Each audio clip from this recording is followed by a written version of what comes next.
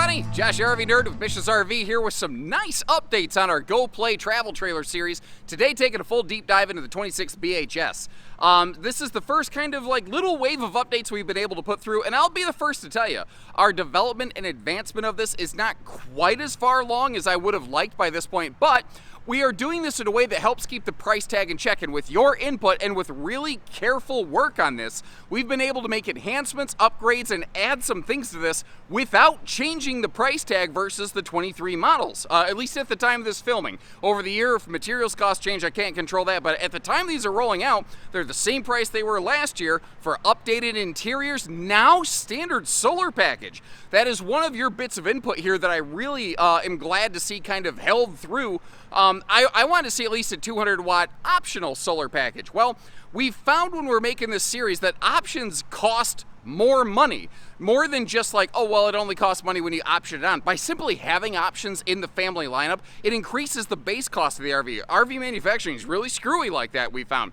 So we've been able to standardize 200 watts of solar and a 30 amp controller. We've been able to standardize adding a griddle to this where it was not there before, and a couple other little doodads, odds, ends, and widgets and whiz bangs. A nice facelift to the interior that I think you're going to like without changing the price tag. So our whole goal behind this is to give you all the feature, not decontenting anything like is really the trend right now. We want to give you all of the things without all of the price, because we shoulder the burden of like things like the marketing aspects like this, and we are working with the manufacturer that is fulfilling our Wayfinder Go Play series here to do their updates and their production in like down times and slower times otherwise. So we're slipping in the cracks, we're filling in the holes, and not incurring like extra priority cost as a result.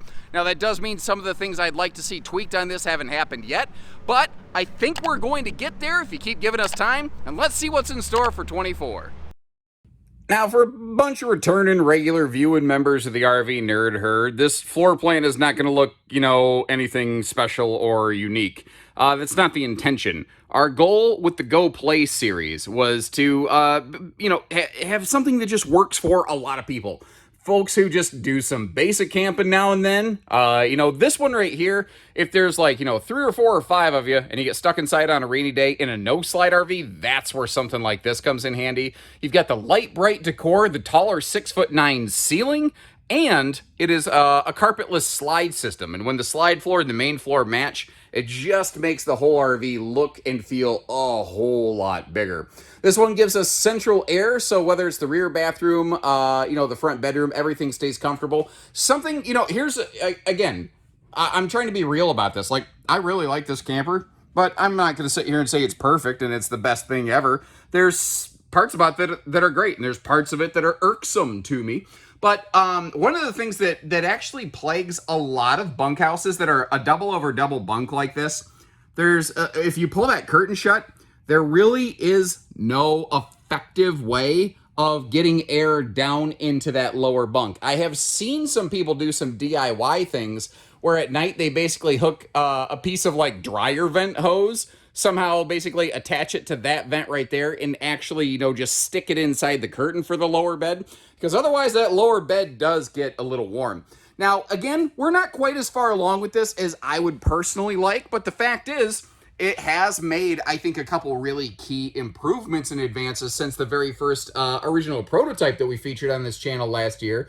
One of those is that refrigerator. When these were originally planned out, it was going to be a gas-electric two-way fridge, and really just due to popularity in terms of what people were asking for, we went with a 12-volt compressor fridge, but originally didn't have any level of solar, and that just, I didn't like that mix, personally. So what we've done here now, what we've been able to do is, again, outfit it with a 200-watt solar package, which isn't like monster solar by any means, but it's something. It's a decent start point that even if you're not a boondock enthusiast, 200 watts of solar can still help with like battery tending and whatnot. They've changed up the countertop here a little bit. I like the overall look of that sealed edge counter. And notice how it still maintains a propane oven. Remember when I said when this video began, our goal with this series is to give you full feature without the big fluff stuff price. And a lot of manufacturers have been pulling propane ovens out of RV builds. And one of the main reasons, it's especially prevalent in the stick and tin segment, by the way. One of the main reasons, though, one of the single most expensive appliances in this RV, propane oven. So a lot of manufacturers have just mounted like a convection microwave down there instead, because a convection microwave is less than a normal microwave plus an oven. So that's why a lot of manufacturers are doing that. And I've seen a lot of people have said, yeah, but I still need an oven for my cookies and biscuits. Well, we haven't, nickel and dimed it to death in that kind of way. We've still made, like, we could probably peel out, I don't know, probably close to half the ceiling lights in this and save a buck, but it wouldn't look and feel as nice. We're not doing that. Both bunks still have windows. We could have started doing things like chopping windows out of the bunks. The bottom one's there for fire code, but the top window doesn't have to be there. We haven't decontented this. We've actually enhanced the content of it in a few areas, and I hope we continue to do that over time. Like the way the bunks have power outlets, and they have those handy little phone pockets and whatnot. The fact that you can actually put some decent sized people up here in these bunks. I can't remember if they're individually 600-pound rated or combined at 600-pound rated, but I think that's plenty for a camper of this size. This thing has a little over a 1,500-pound cargo rating, as memory serves, which is not the biggest in the world, but it's also, I think, adequate. And that's really a lot of the goal with this RV here. Like space around the toilet, you're going to see space in the shower. It's adequate. It's not necessarily over the top, but things like the little countertop enhancements, again, the cleaning up of the decor, I think has done a lot for this RV. I'd love to see something on that wall over there, that big blank wall, like a towel bar or two or something like that. But being a wood studded sidewall, that is something that could be done here. And the headroom in the shower, since the floor to ceiling height is 6'9", is pretty awful nice. Not to mention, again, easy step in kind of shower, not a big, step way into a travel trailer tub. And that door down there does lock, so that, if you need a little bit of bathroom privacy and you just can't get a moment alone to yourself, sometimes it's a little bit nice to have those little private moments in those kind of areas. Now, diving a little deeper here, of course, the dinette folds down into a sleeper, but there is storage below that as well. You can see the cross members across it. So if it is a little bit bigger and heavier, you're going to be able to actually, set big full-size adults in this thing. You've got basically floor to ceiling pantry. That's an 8 cubic foot gas electric, no, I'm sorry, not gas electric, 12 volt compressor fridge. If I was going to be ultra picky, it would be nice if that bumped up to like a 10 cubic foot. Again, though, it's a couple bucks, and I don't know. I don't even know how much more a 10 cubic foot fridge costs versus an 8 cubic foot, but would you pay, a few extra bucks to get a 10 cubic foot fridge instead of an 8? Let me know. I'd be kind of curious. And later this year, what we are doing here is we have a whole list of things we'd like to explore with a manufacturer, and we are currently in the process of kind of narrowing it down and say, okay, if we did this or that, how much money difference are we talking here? And once we have that information, what we're seriously thinking about doing is literally just hosting a this or that, maybe even live session here on the channel, where we're going to say, okay, would you like this fridge or that fridge? It will be plus or minus $60 if we do that. And we are literally going to let you vote to design the RV that you want to buy. We're not ready for that yet. We're still sourcing all of that information, but I'm excited to see what the results of that come out to be. Now, it's not a completely ventless floor, but notice they are putting the vents in out of the way areas on the floor where they can lower traffic zones. And if a floor vent would have had to have been right in front of the sink like that one, they put it under the countertop. So they're doing the best they can to get them out of the way where possible. In a camper like this, I'd be fine with absolutely no floor vents, but that's just me. We've maintained a full stereo head unit with HDMI wiring, so if you want to add a Blu-ray or a Fire Stick or whatever, you can do all that stuff. Roku unit. Prepped for a shade in the entry door. That's something that doesn't even need labor time to install. That's something that a person like me who is not good with tools could DIY that. And I want to sit over here at the sofa. Let's just call a spade and a duck a duck. That's a neck wrecker entertainment center. You're looking straight left at that thing, basically. But that's the thing with this RV. This RV is really not intended to be sitting inside watching TV all day. Now, if you put a swing arm mount on that TV, it might not be too awful bad, but that's not what we really intended this one for. This is, for getting out and being, instead of, cell phone FaceTime, it's for face-to-face time. That's what we built this one for.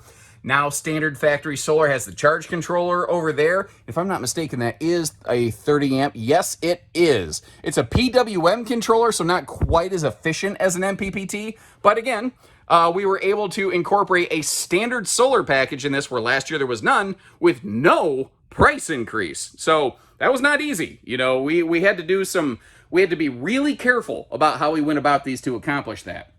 Household outlets on both sides of the bed. Still only the single set of USB plugs and wireless phone charge there. I would like to see, you know, one of those on both sides of the bed. What is neat about this, though, is if you're claustrophobic, you have nice wide open side stands where you don't feel like you're sleeping in a coffin. Although you do have some sharp corners on those cabinets that I don't necessarily love. Again, I hope you appreciate that I'm telling you neat things and maybe not neat things with the camper. Like, this is a camp queen, a short queen. I've been told by some owners who've already taken some Go Plays home, you can put a true queen in this. It does really rub against those doors, but you could do it. I am personally campaigning to get a true queen in these right from the factory level. I don't know if I'm going to win that fight or not, but that is something I would personally like to see. Now, you've got a full, you know, like, shelf above the bed, not an enclosed cabinet, so you're going to want to get some kind of, like, wicker baskets because there is a lip on that. And then showing you the rest of the bedroom storage here, you have hanging wardrobe towers on both sides, plus, down below the bed, it is nice gas-strutted, easy lift, so you can get below the bed the little footlocker storage, which is totally separate from outside. So some handy things there. Now, the road mode in this can be good, but it does come with one caveat. Watch that bathroom door.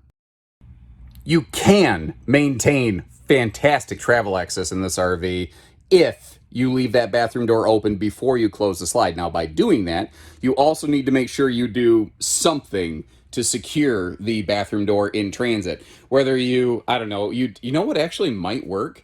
If you just had some kind of like little zip tie loop that that could work. Get a zip tie and you know, wrap the curtain hold back around it, loop it around the door, and that could probably pretty much hold it in place. But if you do that, then you can get to the bathroom, you can get to the front bedroom, you can get to the bunks, you can get to the kitchen. But because it does require you jumping through a little bit of a hoop, I'm going to give this one only maybe a B+ in terms of travel access. But as always, if you appreciate how we show you the things in road mode and take the extra time, hit that little like button on our video and give me a little note that says, "Thanks, nerd."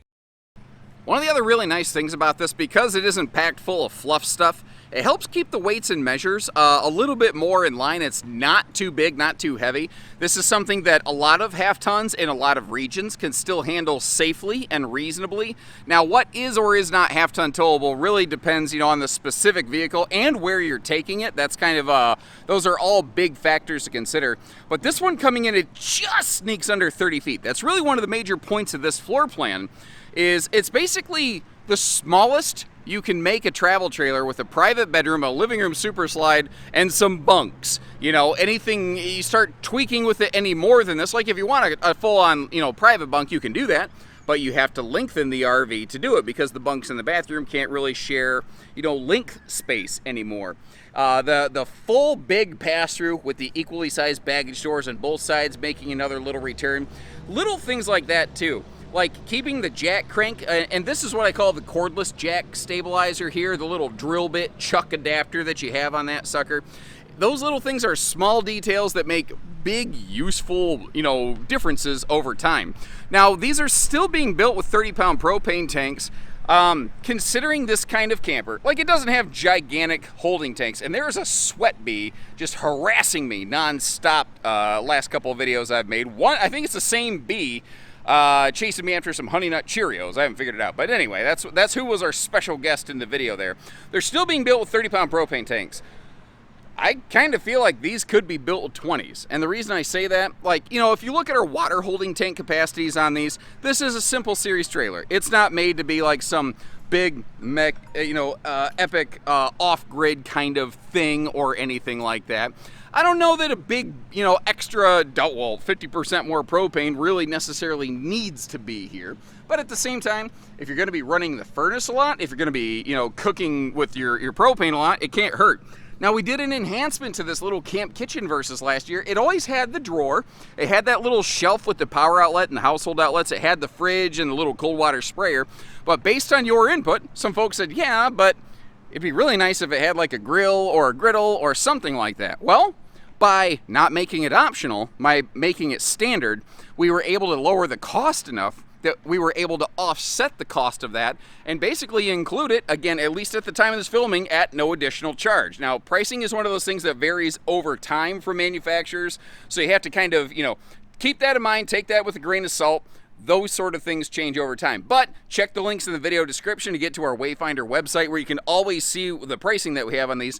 And we were able to standardize the pricing on our Go Play series nationally. So, like if you're from Michigan or if you're from Georgia or whatever, they all run the same price. Now, if you want us to ship it to your front door, yeah, there's some costs associated with that. So you got to kind of keep that in mind.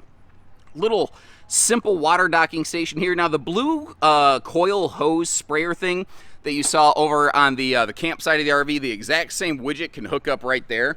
This RV is also really handy in that right below that, it is a single sewer outlet, so you don't have to go, poop hose juggling or anything like that. That conjured a very different mental image from what I was originally thinking about, so neither here nor there. Our windows, you can see, are all tinted. Now, you don't see a specific thing that says slide awning prep, but they could be applied here. The roof is fully walkable, and again, this year, we've been able to standardize a 200-watt solar package with 30-amp charge controller. That is... I think it's a reasonable base solar package, but that is something that can help offset that 12-volt fridge and tend your batteries. Because a camper like this is probably something that's going to be used a little bit more casually. So being able to keep your batteries from, getting munched from parasitic load, so that just when you get ready to get hitched and you want to hit the button for that power tongue jack, it's nice that the battery's charged up and it's ready to go. I like these new propane tank covers too, because not only propane tank covers for a lot of years have had the little top access points, there's that B again, but this one also has that front port, so that if you want to be able to get to your regulator to change which tank it's pulling off of, you don't have to pull off the entire shroud, It's just those little details like that, and I do believe these now have a heated belly just to help give you a little bit more extended season functionality. So once again, you folks at home, you are the ones that are helping shape and direct the future of this product right here. And again, it is a slower process than I think I would like and probably you would like. But we can't always do all the things every single time.